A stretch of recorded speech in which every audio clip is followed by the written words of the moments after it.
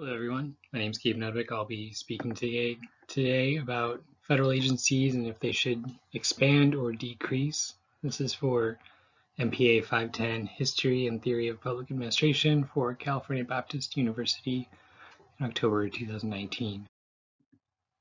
So I will be talking about the Department of Housing and Urban Development, or HUD as is commonly abbreviated. HUD is in place to help with people's housing needs.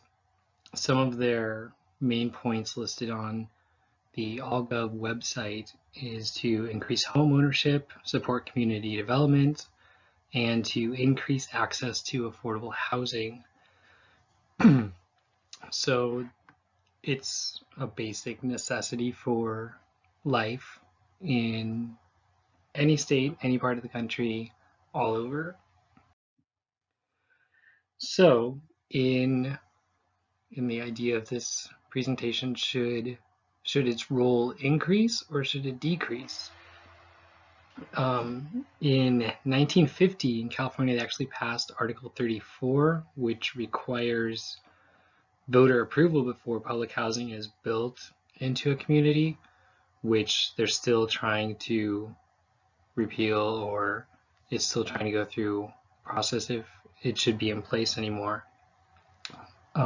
Doesn't necessarily relate to HUD, but the idea is people want to be able to have that choice.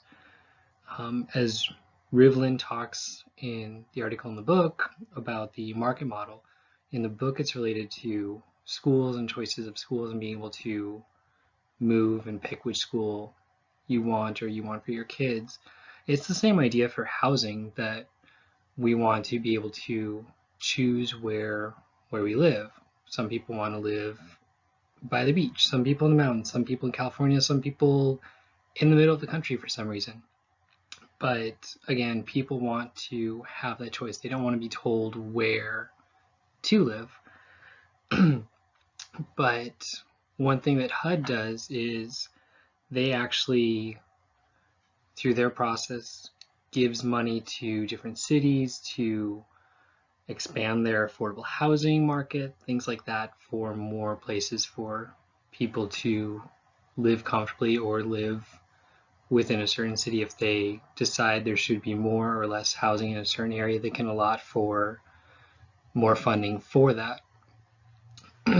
So it's the idea of if HUD decides that there should be more housing in an area, they can give more money for that purpose, whereas obviously otherwise they won't. And then there won't be housing, and it'll trickle down the whole way. Especially in California, we have very differing ranges of housing prices. We have, I guess, more affordable, at least affordable for California, and then we have the complete opposite end of the spectrum that only the select few will ever be able to afford. But if we have, say HUD got to the point where it expanded so much where they told people, if this is your job, if this is how much you make, that sort of thing, you're living here, and they would just tell you where to live.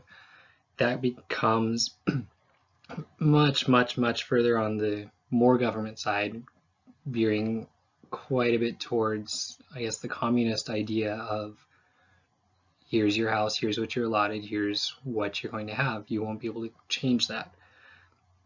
Whereas the other side, which is what you could argue is what we're closer to now with the less government, where they don't really tell you where to live, but again, you're restricted by geography and restricted by the funds you have available and all the other factors that go into all of that.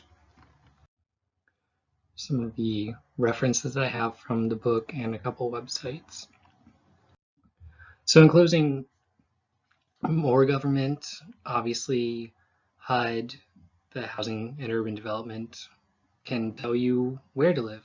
They can decide where the money's going to go to make more housing, make more affordable housing. And if you follow that all the way through to conclusion, you might end up with something like on the picture of the left, where that's a picture of communist housing from Russia.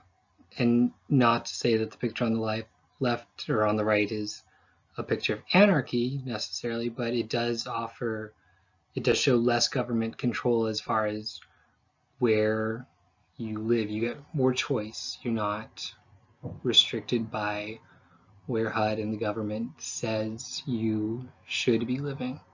So thank you for listening, and have a good day.